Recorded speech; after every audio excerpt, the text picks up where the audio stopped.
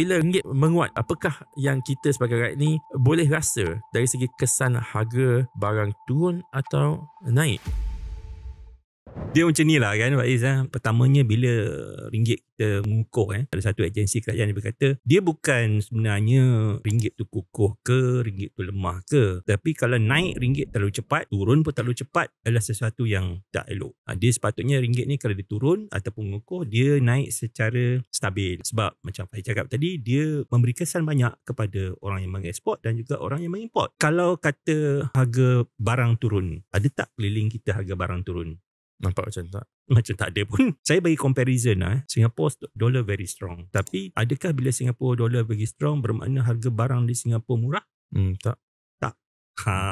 Kan? Jadi harapan kita selalu rakyat, harapan kita bila kita mengimport, macam Singapura dia banyak mengimport. Kita banyak mengimport barangan, barang makanan terutamanya, kira-kira tak silap saya 60 ke 70 bilion ringgit setahun. Jadi kita juga mengimport inflasi masuk ke negara kita. Tapi dengan turunnya nilai mata wang, contohnya rupiah.